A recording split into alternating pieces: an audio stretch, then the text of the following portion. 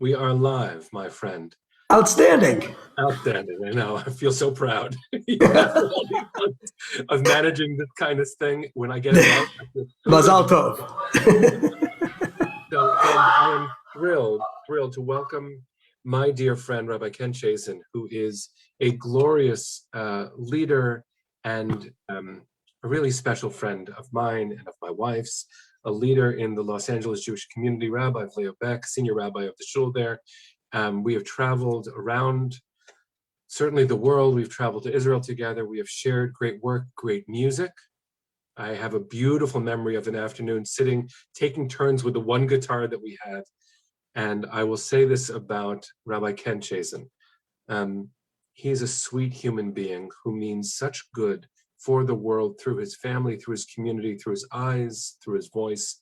And I feel incredibly privileged to welcome him into this space, which is both not a space and holy space, and to be in conversation with him. This is part of a series of conversations I've been having with dear friends and teachers around the publication of a new book of mine, a collection of my essays from 2017, called A Rabbi's Heart. He is holding it. That's so nice. And so I want to hand the floor over to you, my friend, so that you can lead us into conversation. Delighted to do so. And Menachem, it's just great to be here with you and with all the rest of you who are joining us to have a conversation about a most important new book, an opportunity for us to journey along with a rabbi through his own musings, through his own spiritual struggle. It's just such a remarkable thing to have a reservoir of written work like this and to be able to walk through the story.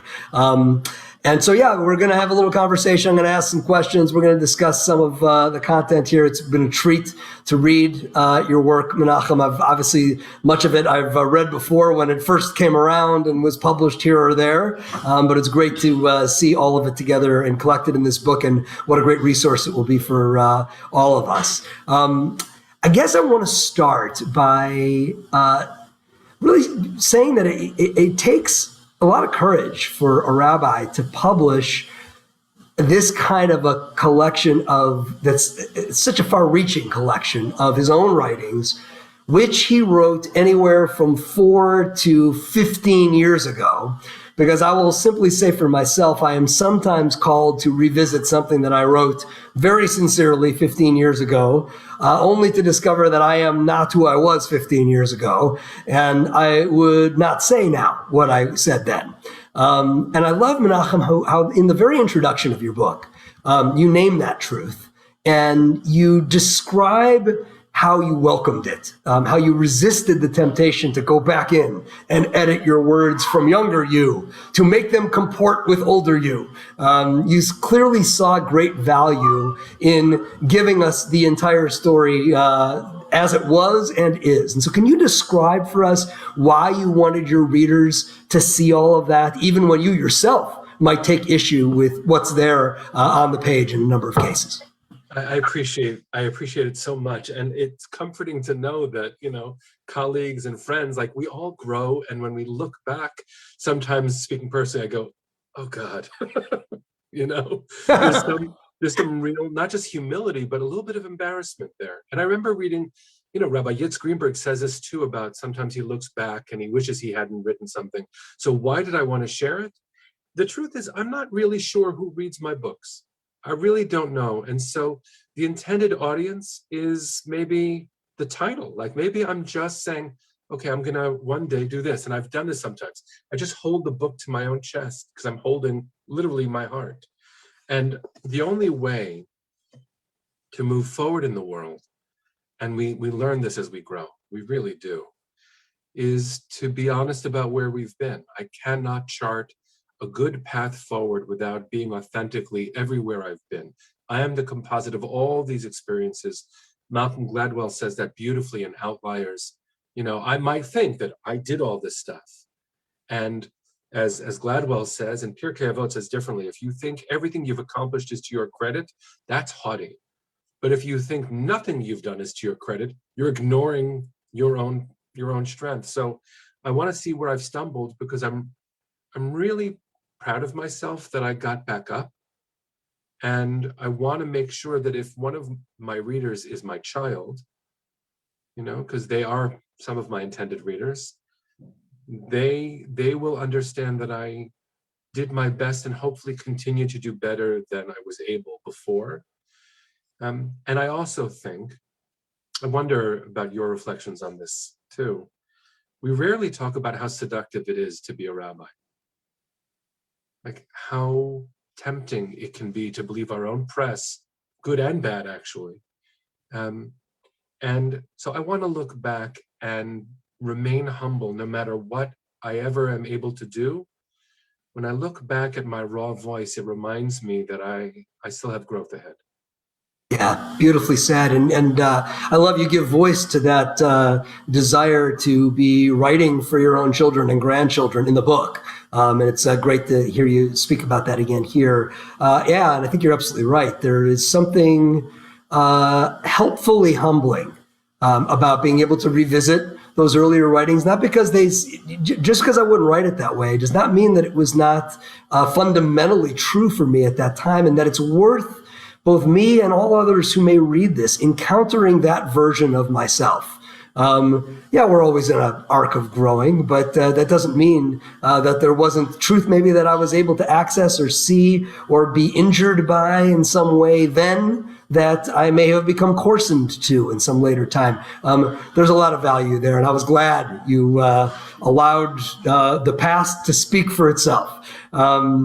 Before we dig down into some of the specific writings and ideas in the book, I'd love to take a moment to focus on the structure that you chose for presenting these essays, because you didn't just take the whole corpus of the writings from 2006 to 2017, divide them by theme, and share them with us. You separated them into three distinct bodies of work. There were the 2006 to 2013 writings, and then there was 2014, which you named as a year of special significance. We certainly know that that was the case in Eretz Yisrael. We're going to certainly come back to that topic before this evening is through. And then finally, the last group of writings from 2015 to 17. Can you help us to understand your desire for us as readers to encounter these words via that structure?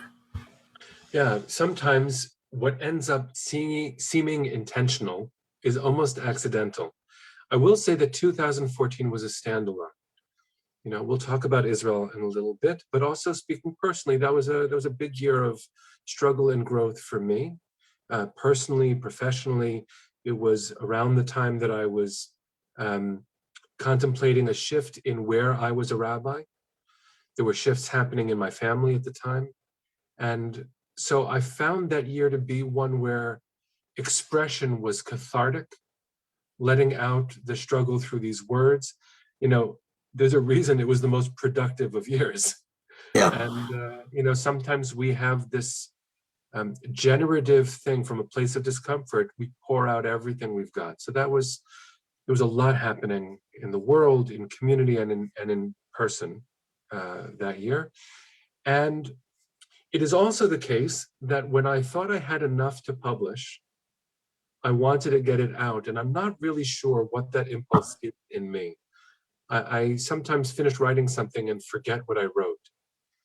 And so I just keep on writing until I feel like I'm done. To quote Robert Heinlein in Stranger in a Strange Land, when fullness is reached, waiting is filled. And so I had each of my three biological children draw a cover for each of the original collections that ended up comprising this larger one. Yeah. And so I sort of feel like I didn't want to lose what that felt like as I gathered it all together. And interestingly, the art is a way of referencing it. I drew the cover, but my children drew the covers of each of the smaller volumes. And if you flip through, you'll see that the cover that they drew is still retained in there. So I sort of want to keep the precious three. That was in my mind. And I've come to a place of deeper comfort with me, actually. And so to have my own raw and, not so great art, just as unpolished as maybe the earliest forms of my writing, be present. And I will say one thing about the end of the collection, which is 2017. that was when I stopped being a pulpit rabbi. And I think my voice has changed since as my role has shifted, not my concept of truth or what it is to be a rabbi, but how I channel it is very different now. And I didn't want to lose what that used to be. And in reviewing it, I actually feel myself challenged to not let that go. So I get to hold it and learn from what I tried to create then. That's beautiful. I'm wondering if you feel like, given the gravity of 2014 in your life on all those different levels, do you sense, as you were putting the book together, that there's a different, like there's a distinct, that it's a boundary, it's a border point, and that there's a tone of you that is the 06 to 13, and then a different voice in the, not only for 14, but that there's it's a barrier, and on the other side, we're getting really very much a next chapter. Yeah, I really do. And in fact, maybe the titles give that away too. You know, the title of the first section, 2006 to 13, is What Does It Mean? Which is actually a quote from Dara Horn, her in The World to Come, which is one of my favorite books of hers. And then 2014, interestingly enough, is called Intense Beginnings. And, you know, you look for a title, at least I have, that resonates in my heart. What's going to get someone's attention, but what feels true about that? And then the third section, Open to Wonder, I don't think we ever come out on the other side as if we're done with the journey, but I felt like 2014 was a crucible. And there was a moment, I don't know if you want to talk about it now, but I will name the moment, that when I was leading one of the trips that actually you and I shared, was the first of the trips, the Progressive Rabbinic Mission with AIPAC's Educational Foundation, AIEF. And we landed in 2014 during the summer, just as the missiles started to fly from Gaza. And among the moments of 2014 that really defined my life in all of these realms was when I was leaving the foreign ministry with the group, and we heard a red alert that told us there was an incoming missile in the area. So we went into a miklat, into a shelter. We were told we could leave. And as we left, you know, it was 15 minutes later, a missile went off in the air right above me. Iron Dome intercepted it. Yeah. And that was a moment both of trauma, obviously, but also of revelation.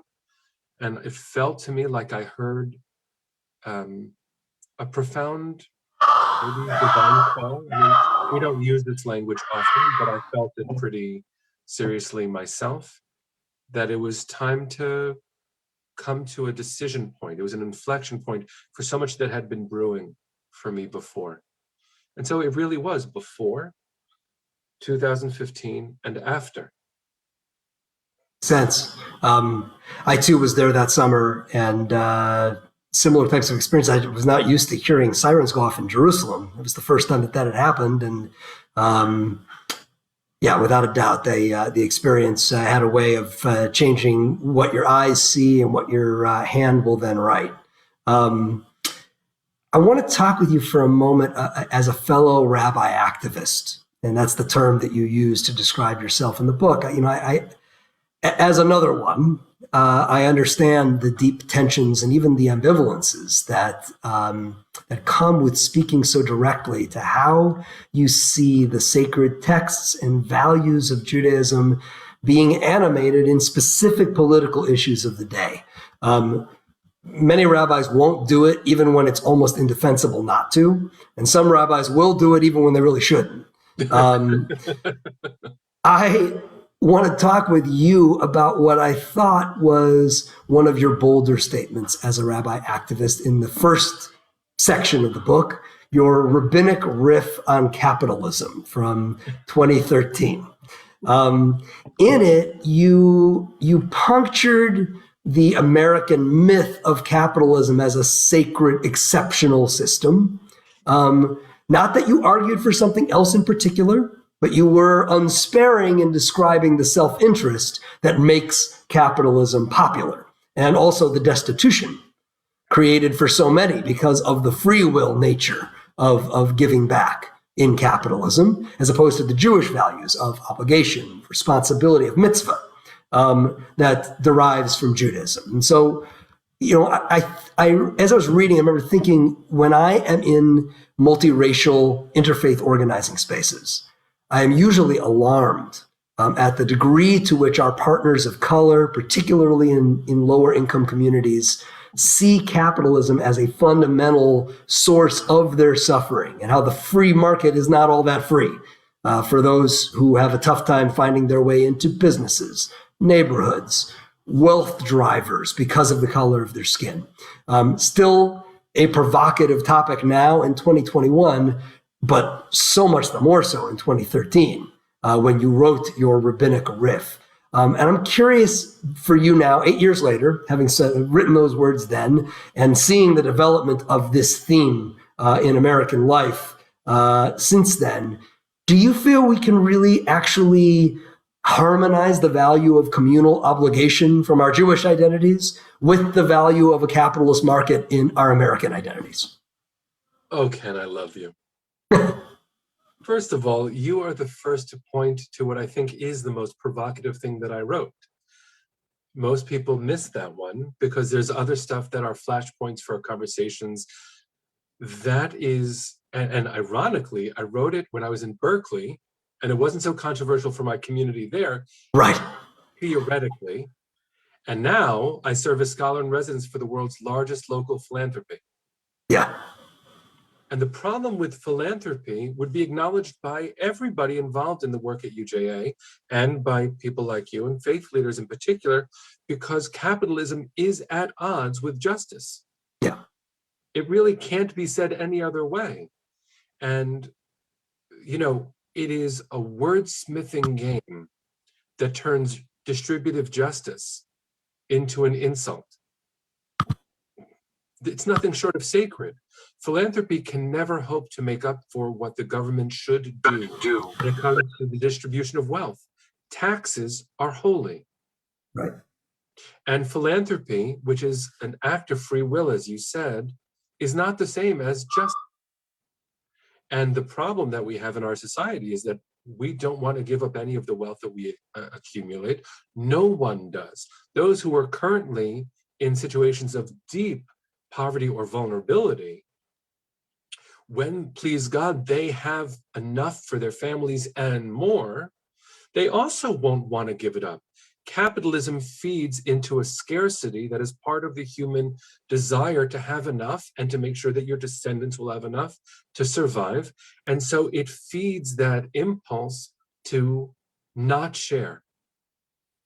And Torah, in particular Vayikra, says that's not good enough. I get it, says Torah, but that's not good enough. So you're right, it's bold. Is there a way to harmonize it? No, but there are ways to legislate it.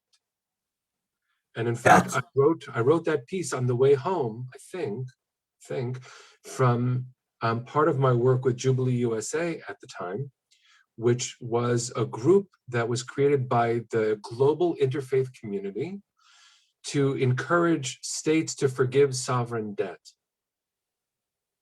And it lost steam after the year 2000, though there was a lot accomplished. And what I came to learn during the training for that action was terribly, terribly upsetting, how hedge funds were buying up global sovereign debt such that places like Haiti had to close down hospitals and schools and building any infrastructure because of the debt payment, which was a significant part of GDP.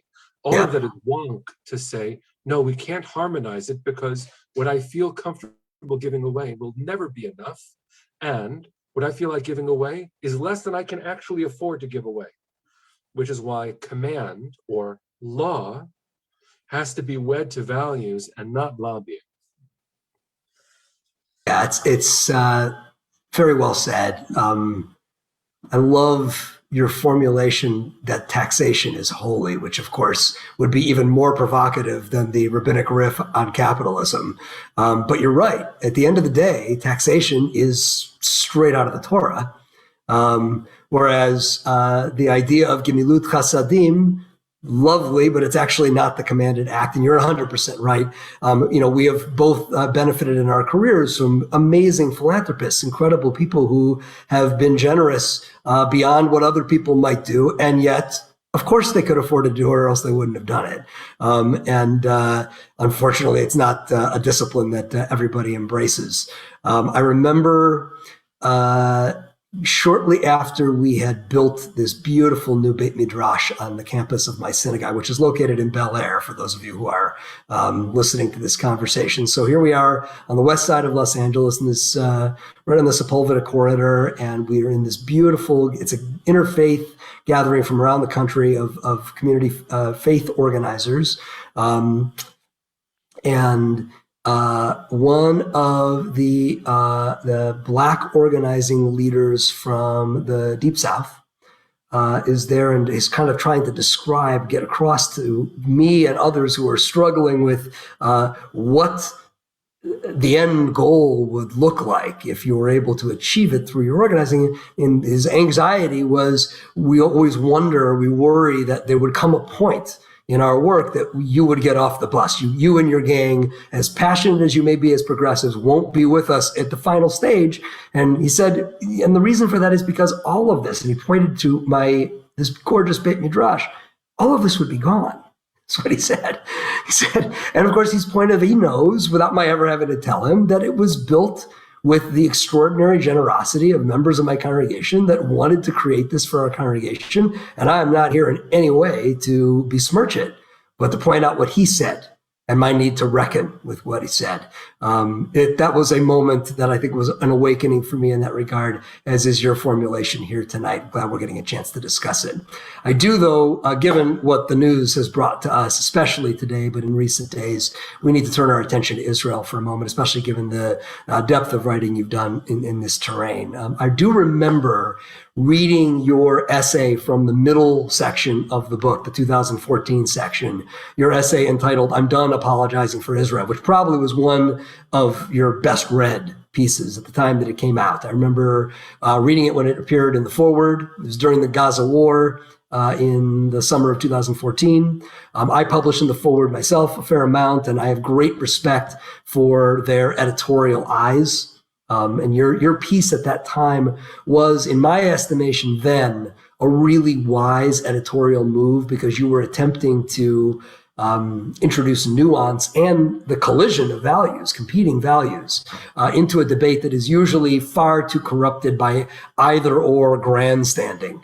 I too remember attempting to speak to the tension of opposing Israeli policies that inflamed things in Gaza while refusing to oppose Israel's right to defend itself militarily. Most voices choose either to blame the Palestinians or to blame the Israelis. That's easy. It's also ideologically safe. If your goal is to please those who already agree with you, it's also terribly unhelpful for far too many reasons to count, especially because of what it does to this internecine conflict between Jews, that type of grandstanding.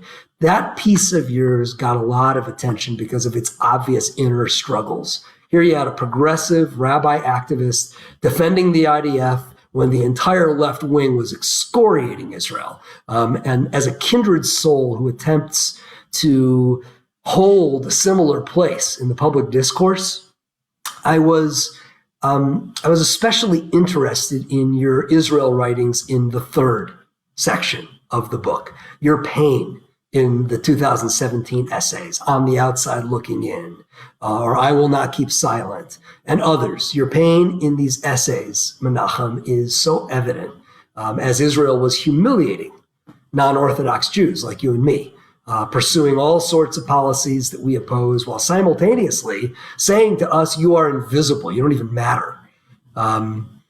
I am I'm one of Truah's board co-chairs right now, and I know that you've written for Truah in this book and elsewhere, and so I know that it's hard to keep up the strength of our support of a Jewish state that openly refuses to support us at the same time.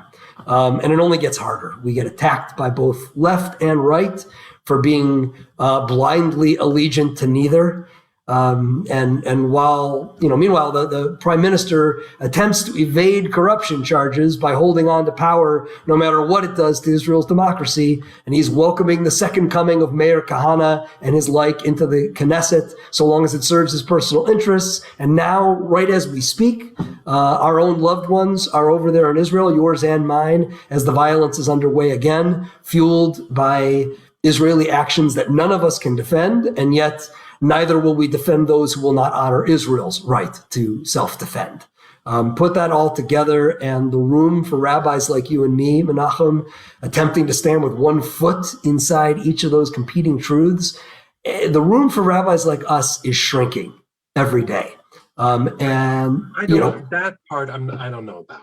Well, I'll put it this way: the turf on which, I'll put it this way: young Jews aren't having the progressive Zionist take. They are naturally, especially because of the difficulty of being on college campuses, they're naturally attracted to one pole or the other, more so, I think, than when we were writing some number of years ago. Maybe that's the way to put it. And it's heartbreaking. It's terrifying, even. I would love for you to talk about how you see your place in this discourse now in 2021. The book stops in 2017. Is your place in this discourse, do you feel it changing while the bombs are falling? And if it isn't, how do you deal with the slowly, that crunch of the terrain for rabbis who attempt to thread the needle as you do? I so appreciate the question. And of course, among the things that I really cherish about you is how we share this struggle. But I think you and I would run out of fingers and hands and toes and numbers if we tried to count the number of faith leaders who are really trying to educate our communities about nuance, about complexity. And you look at the way heroes are depicted, it's a helpful model in, the Marvel Cinematic Universe or in any of these superhero genre things that keep on being created. Good and bad are not black and white, and good decision-making. My favorite example of this is in the show The Good Place that NBC created. Yeah. Good decisions are really hard to come by. They are rarely pure. Everything has an impact. I try to buy organic, but I don't know about workers' treatment. So when it comes to the question of Zionism and progressive values, when it comes to trying to chart out our path, is my space now the same as it was before? Probably not, because I'm not the same as I was before, and because history has moved on. Since the 45th president, the whole conversation has shifted, and with the release of early numbers from the new Pew study of the community, including the Jewish community, it is clear that the divisions between different kinds of Jews, Orthodox and non-Orthodox is the best way to put it, everything's changed, because I think the number was 67%, if I read it correctly, 67% of self-identifying Orthodox Jews identify as Republicans, which is a completely new Jewish variable. And given that Republican and Democrats suddenly have very different ways of relating to the state of Israel, because, speaking openly about it, because of Republican maneuvering, along with Prime Minister Netanyahu's embrace of the maneuvering to make Israel a wedge issue in American politics. So how could I speak the same today as I did then? That space for me, my personal and professional trajectory obviously has shaped the voice that I'm using and my starting point. When I was first ordained in 2002, I went to Boston, right? And in Boston, I was considered very liberal. I then went to Berkeley, California, where I was suddenly a neocon for loving Israel out loud. Then I moved back to New York, where the challenges to Israel's decisions are now the harder point to make in the community where I serve. And no, I don't see things the same, except that in this moment, when I mentioned before that when I landed in 2014, I landed and the missiles started to fly. Yesterday, my parents landed in Tel Aviv to visit my new baby niece born in Tel Aviv. And an hour after they landed, the airport in Israel, Ben Gurion Airport, closed because of the threat of missiles. So, yes, I'm actually in the same place. And suddenly, because I was watching Iron Dome knock out only most of the missiles coming from Gaza, suddenly I'm back under that missile that went off. And I'm in the terrible position, as are you, as is every human being on any side of this issue, of having to speak because we cannot be silent, not dehumanize Palestinians who deserve sovereignty and self-determination, whose leaders are compromising the sanctity of their lives by shooting missiles from civilian areas. And I remember not only during 2014, but after the operation in Gaza, that the investigation that the Israeli government conducted on its own actions showed that it wasn't commensurate or effective. How can we make wise decisions while in trauma? But I will tell you that the only thing I can see right now, the only thing I can see, and it's a limitation maybe that I have, and maybe I'm just traumatized, and maybe I need time to process these images that are battering my soul. But my brother-in-law, to reassure me that he was okay, sent a picture 20 minutes before you and I began, 3 a.m. in the morning in Tel Aviv, of him holding my little niece and my baby niece with my sister at 3 a.m. in a bomb shelter. And he had called me just beforehand to tell me that he was sleeping with sneakers next to his bed in case they needed to run. And my parents, also not staying in the same place, had to run for it. So I don't know where that places me. And I do not devalue the sanctity of Palestinian lives. And I cannot remain silent when terrorism is aimed literally at my family and figuratively at my wider family. No nation can endure this, and no civilian, Palestinian or Israeli, deserves it. So I think I'm in the same place, which, as you said, is just exquisitely painful. Painful, and it only becomes more and more complicated. And it's very different. I was the one who was running from the rockets in 2014. My 16-year-old daughter is the one who's there now. And anyone who is watching, listening to us now and has not had that experience of, you have to hold that up as a litmus test against the lens that you would apply to the moral understanding of such a complex struggle. It's really difficult stuff. And as you say that, right, so our daughters are both there. So gap year, mine is in the north at the moment, so out of range where it seems like the missiles have been aimed. And I called needing my reassurance. I knew that she was being guided well, and she said, "Abba, I'd love to talk to you. I'm okay, but they're telling us what to do if there's a bomb." Right, so that's where the conversation just stops. If your advocacy can't withstand that circumstance, then it's not essentially fully honest. That's the great challenge of having personal stake involved. Before we move on from the topic, I want to just kind of ask you one of the challenges, and I think what I was trying to get at before with regard to the increasingly difficult terrain is the number of younger Jews who are not so younger anymore, who have no recollection of Rabin, who have no recollection of Oslo, who have no recollection of a media world where Israel was portrayed as the good guy, agitating for peace.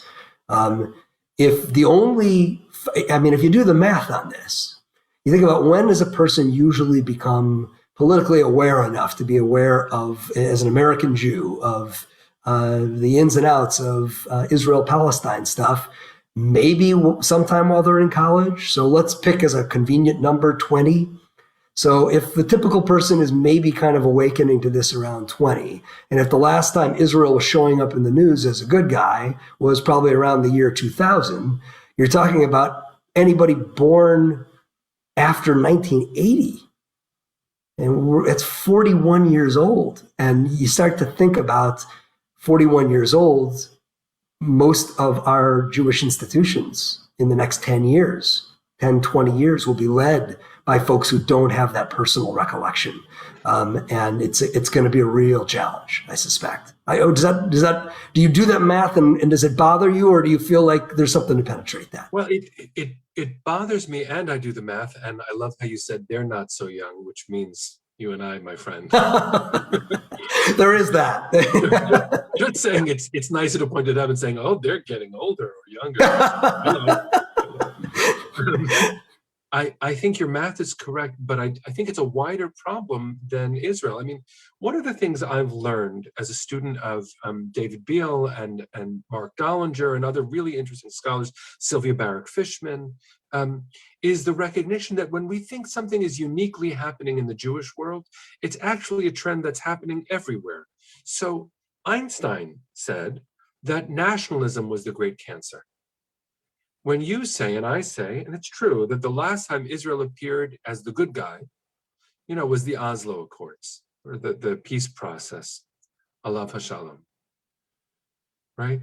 Literally, Alav Hashalom. My God, I didn't even think about that phrase. Boy, it's true. Not being glib, it is quite literally Alav Hashalom. When's the last time a nation actually was good? Nations don't act righteously. And for all of the terror of the last, 4 years of the last American administration, if we actually look at the decisions we made as a nation before the difficult years judged by a progressive lens, or what I consider a historically minded patriotism, the decisions made before that weren't great. And inequity economically, drone strikes against civilians, our involvement in unending wars, health care as a privilege, not a right, right? The immigration policy of even the Obama years, right? It is so important to recognize that nations rarely look good when you're really looking. And I think Israel, in its founder's language, was the sought-after normal state of the Jews, not exceptional. And remember, I think it was Ben Gurion who said that we will become normal when a Jewish prostitute is brought before a Jewish judge in Tel Aviv and sent, I'm continuing the sentence, sent to a Jewish jail. So in that sense, we're not the good guy, we're just trying. And we fail miserably sometimes. And we hurt our people, and we hurt other people, and we distribute vaccines to, some of our people, and then we use it as diplomacy instead of handing it to our neighbors, right? There's all sorts of ways that the stuff that deserves positive attention won't get it, because positive attention doesn't actually stick, not in the consciousness of people. And so the real question for emergent leaders, which are those 20-year-olds, of all kinds, is not only about Israel, but can we grapple with the warts, literally, think about American history, smallpox blankets. Can we still celebrate America? And you look at, I don't know if you've been a fan of, I've referred to the Marvel Cinematic Universe before. Clearly, I've been watching a little bit too much TV. By the way, for those who are too young, TV is what I do on my phone.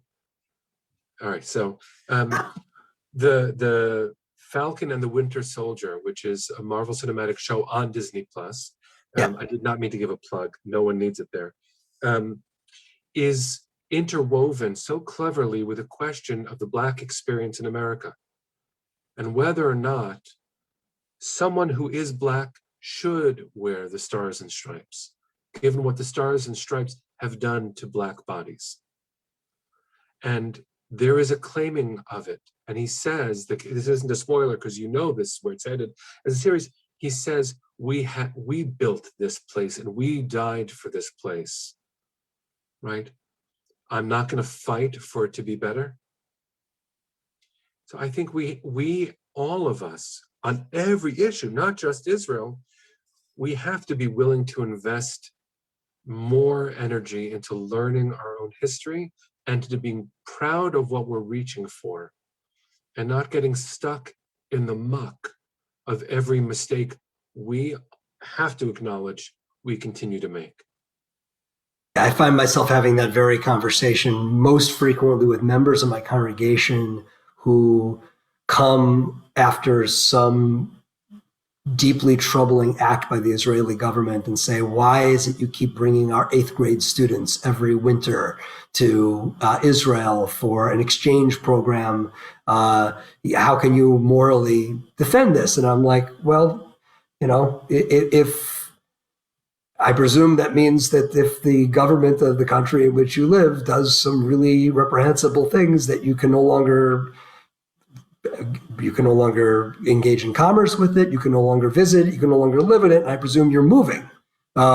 Where you're moving to, I don't know, but it also kind of brings back, I will oftentimes, in trying to address that with folks, talk about how I think non-Orthodox American Jews, naturally, because of how it is we interface with the part of our identities that we see as Jewish. Some of us, it is a full embodiment, but the department of Judaism inside the souls and hearts of many of the people we serve is that moral, spiritual, religious quadrant, and it doesn't get infected by the rest of this mess. And so there's almost this hunger for Israel to behave like a giant synagogue while it's a nation state at the same time. Yeah, and the interesting thing there, that's a well phrased parable for it, right? It does function as a big synagogue, and you and I know what that means. Right? Anyone who has served in any leadership capacity, be it those who give of themselves as volunteers to build our communities, and those of us who devote our lives and our calling to it, we know that shuls should continue to aim high and have terrible struggles sometimes internally to get it right. So in fact, shuls are normal too. Very true. I would love to shift our conversation for a moment and spend a little time talking about the Me Too movement, which just barely snuck inside the window of the timeline covered in the book. Book takes us through 2017. And of course, it was late 2017 that the movement exploded on the heels of the Harvey Weinstein story. And before the year was out, you had authored your response in the book entitled On Being a Man in the Me Too World. You opened that piece with a story, Menachem, that laid very heavy in my heart, that story of your encounter with a woman in a parking garage and your attempt to give her directions, just trying to help her figure out where she was going, and your sense that she saw you as a potential danger. Not just men in some general sense, or even bad men in a more specific sense, but you as a man. She didn't know in the most immediate sense as a potential danger. That story really got to me because I remember how my own experience of those early weeks of truth-telling by women sort of recast my own eyesight, as it were. I started thinking about all the times, for instance, I had attempted to strike up a pleasant conversation with a woman seated next to me on a plane, and how often she didn't even make eye contact with me, much less say anything more than was absolutely necessary.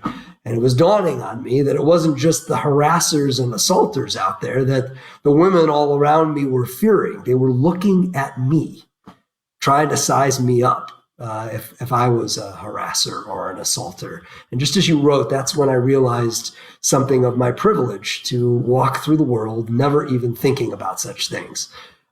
So now here we are, it's 3.5 years later, and the pervasiveness of this issue is such that we no longer see this as just a Hollywood problem or a workplace problem or even a women's problem. It's an everybody problem, and we've seen it damage the perception of safety in the Jewish community immensely, implicating some of our most renowned Jewish journalists, scholars, philanthropists, all the way up to the very rabbi who ordained me a rabbi. In your essay in the book, you promised to be more aware and to be a better listener. And it was at the very beginning of the Me Too movement. What would you say your heightened awareness and your intent listening, your improved listening has produced in you? What might you want to write next regarding the topic of sexual harassment and assault?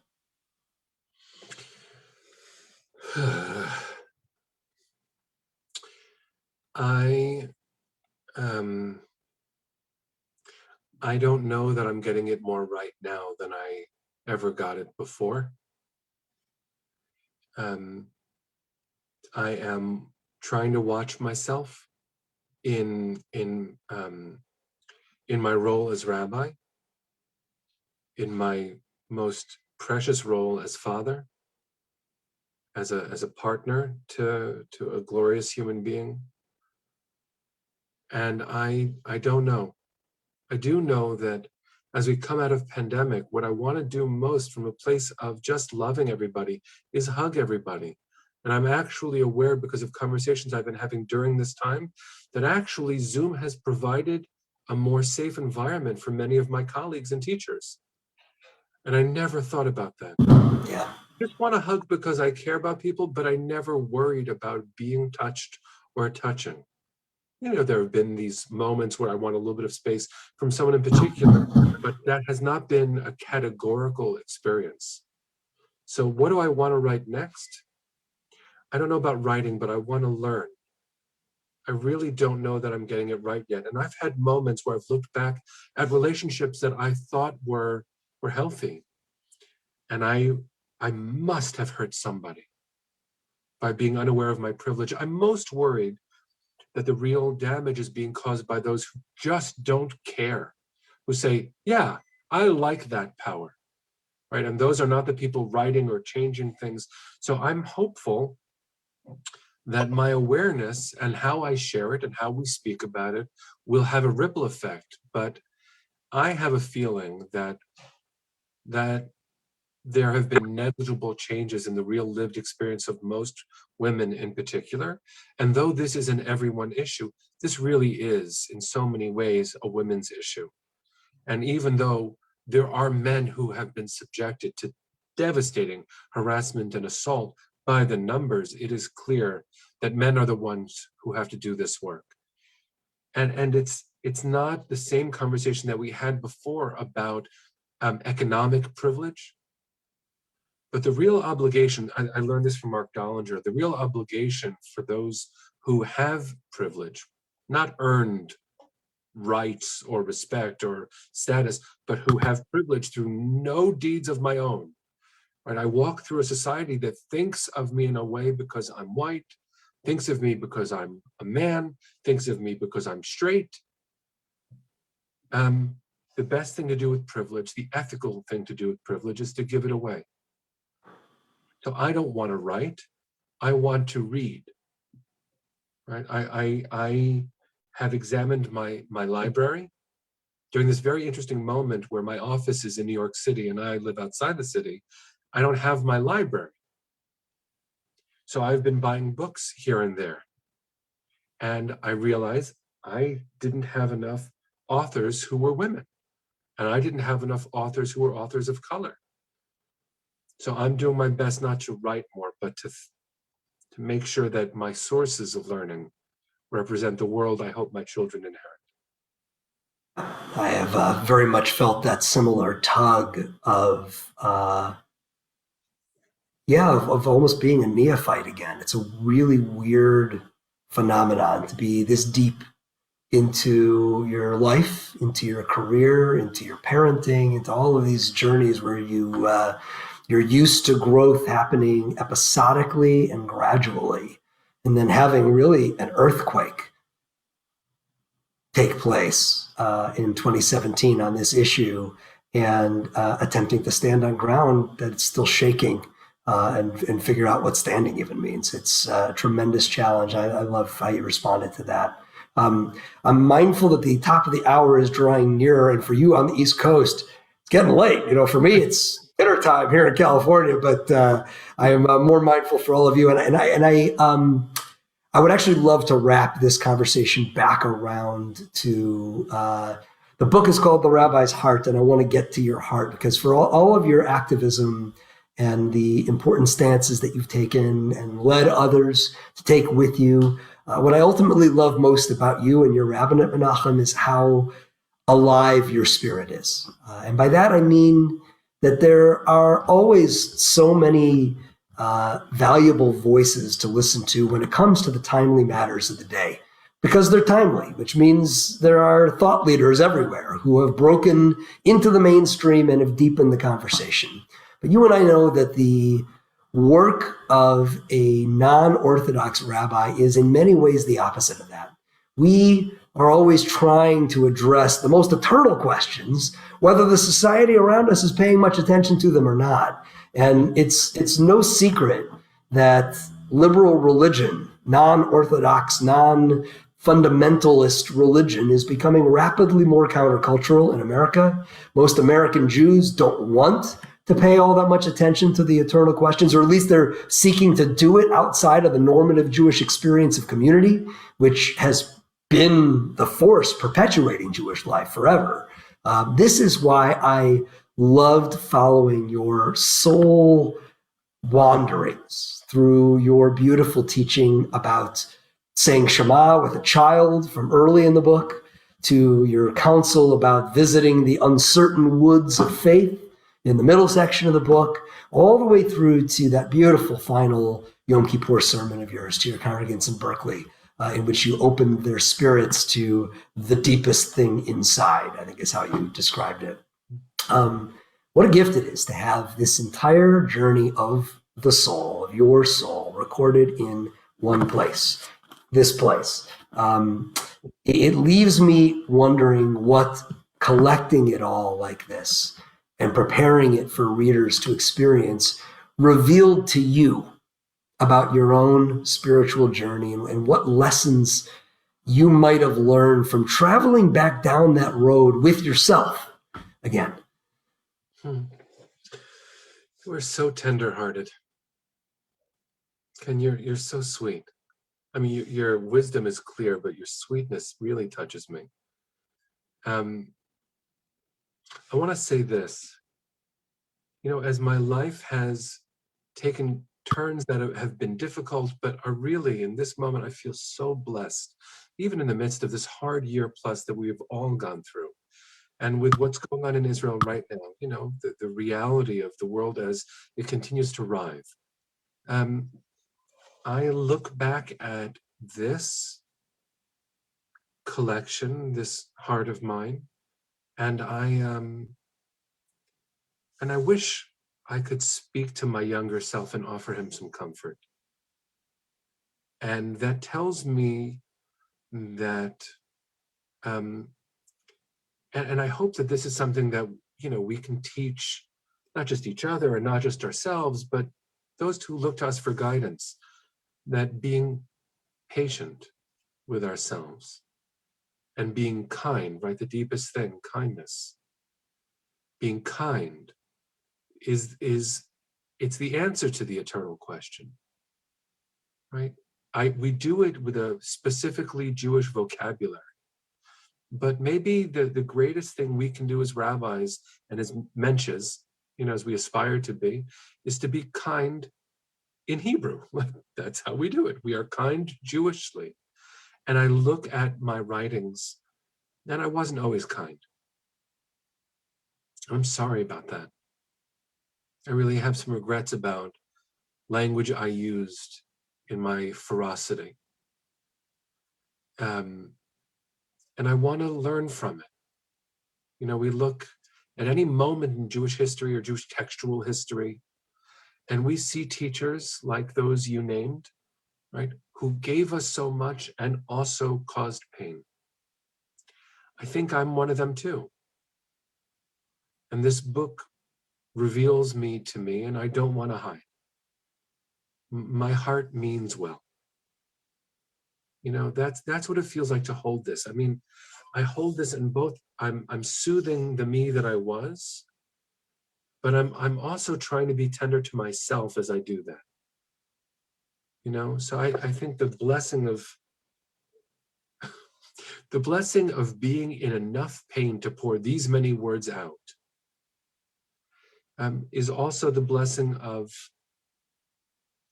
being alive and strong enough to try to do better now.